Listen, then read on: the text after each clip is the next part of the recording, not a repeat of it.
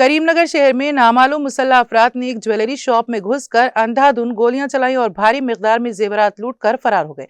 Firing के बाद town में सनसनी फैल गई। इतवार की सुबह तकरीबन 10 बजे ज्योति नगर में वाक़ पीएमजे ज्वेलरी शॉप के मुलाजिमीन दुकान खोलकर लॉकर से जेवरात निकालकर डिस्प्ले में रख रहे थे। इसी दौरान 2 बाइकों पर सवार 5 मुसल्लह अफराद दुकान में दाखिल हुए। जब अमले ने उन्हें रोकने की कोशिश की तो मुलजिमीन ने फायरिंग शुरू कर दी। इस वाक़े में एक मुलाजिम की हालत तशवीशनाक बताई जा रही है, जबकि दीगर 3 शदीद जख्मी हुए हैं। फायरिंग के बाद मुलजिमीन दुकान से कीमती जेवरात लूट कर फरार हो गए।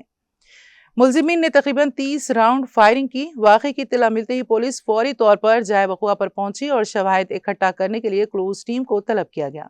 दुकान में नस्ब सीसीटीवी कैमरों की भी जांच की जा रही है। पुलिस को शुबा है कि यह वारदात किसी बैन रियासती गैंग का काम हो सकता है। ये भी जांच की जा रही है कि आया मुलजिमीन ने पहले से रैकी की थी या अचानक वारदात अंजाम दी गई, और क्या इसमें किसी मुकामी शख्स की मदद शामिल है। पुलिस कमिश्नर भी मौके पर पहुंच गए और जबकि जख्मियों को फौरी तौर पर हॉस्पिटल मुंतकिल किया गया।